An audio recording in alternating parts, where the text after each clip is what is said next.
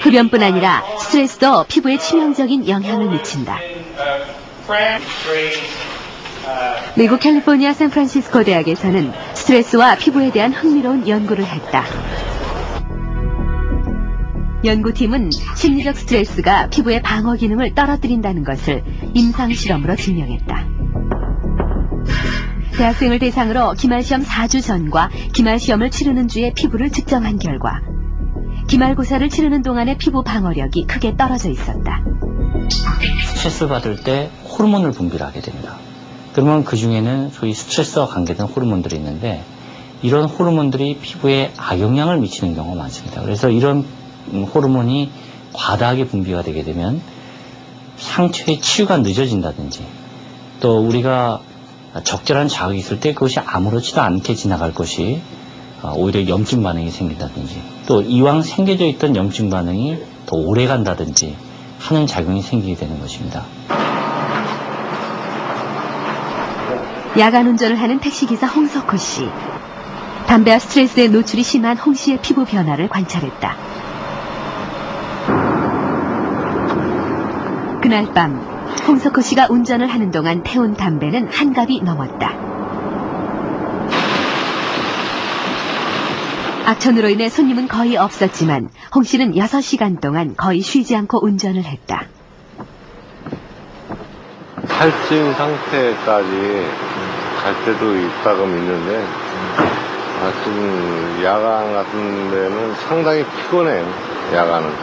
야간에 안 자면은 굉장히 몸에는 그렇게 좋은 것 같진 않아요. 다음날 아침 홍석호 씨의 피부를 재검사했다. 불과 24시간도 안 돼 피부에는 급격한 변화가 일어났다. 특히 이제 수분량 같은 경우는 그 감소하는 경향을 보였고요. 그다음 유분량은 오히려 약간 증가를 하였고, 그리고 그 탄력성이나 그 주름, 특히 이제 거칠기 같은 경우는 눈에 띄게 그 거칠어지는 그런 경향을 볼 수 있었습니다. 밤샘 전후의 피부 상태를 비교했을 때 수분량은 18% 정도 떨어졌고 반대로 유분량은 22% 늘어나 있었다.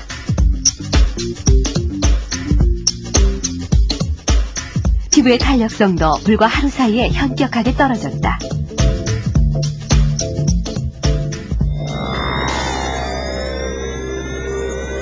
스트레스를 받으면 우리 몸의 부신에서는 스트레스에 대한 전투태세를 갖추기 위해 호르몬들이 분비된다. 이 스트레스 호르몬들은 혈관을 통해 온몸으로 퍼지는데 그중 남성 호르몬인 안드로겐 호르몬은 피부의 피지선을 자극한다. 결국 피지선은 평소보다 많은 양의 피지를 분비해 피부의 유분량이 늘어나고 반대로 수분량은 줄어드는 것이다.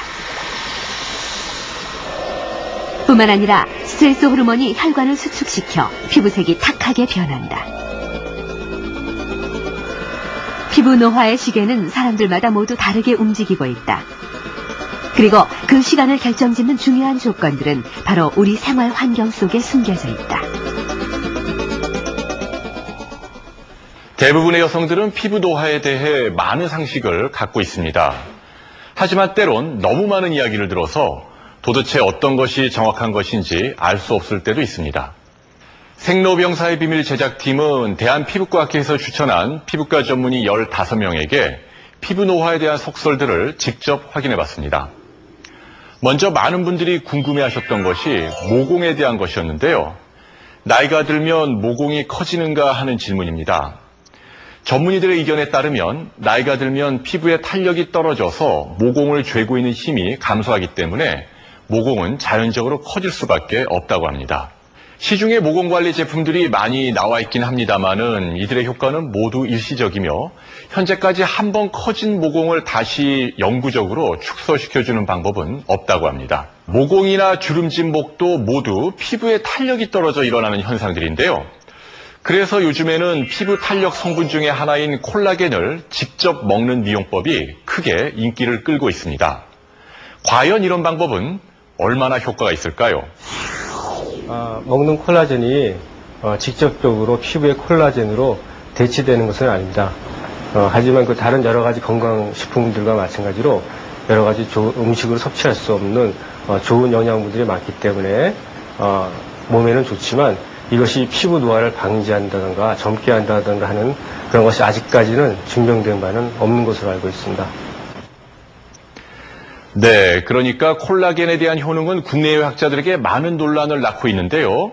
이번 질문에 응답해 주신 15명의 피부과 전문의들은 한결같이 먹는 콜라겐이 간접적인 효과는 얻을 수 있지만 직접적으로 피부 노화를 방지하는 효과는 없다고 알려졌습니다. 그렇다면 일반적으로 피부에 좋다고 알려져 있는 비타민은 얼마나 효과가 있을까요? 네, 바이타민 A와 C, E 모두 피부 노화 예방, 그다음에 콜라겐의 합성, 주름살 예방 다 도움이 되는 바이타민이라고 생각이 됩니다. 특히 바이타민 C 같은 경우는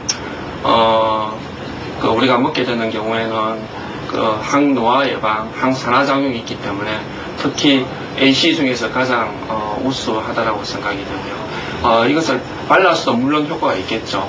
그런데 예를 들면 바이타민 C 같은 경우에는 공기와 접촉한 경우에는 굉장히 불안정하게서 본래 갖고 있는 바이타민 C 작용을 잃게 되는 수가 굉장히 많습니다. 마지막 질문은 비누 세안에 관한 내용입니다. 클렌징 폼이 아닌 일반 비누를 사용하면 피부에 좋지 않나요? 하는 내용인데요. 화장을 지우는 것이 아니라면 일반 비누를 사용하는 것이 별로 문제가 되지 않는다고 합니다. 물론 심한 민감성 피부이거나 피부병을 앓고 있는 경우에는 그에 맞는 세안법을 전문가와 상담하는 것이 좋습니다. 이 밖에도 여러 가지 의견들이 있었는데요. 그 중에서 15명의 피부과 전문의가 공통적으로 지적한 피부 노화의 원인이 있었습니다. 이 원인이 세월의 흐름보다도 더 많이 피부를 늙게 하는 가장 큰 요소라고 하는 것입니다.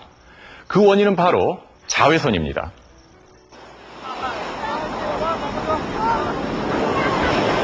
일 년 중 햇빛이 제일 강한 여름 휴가철.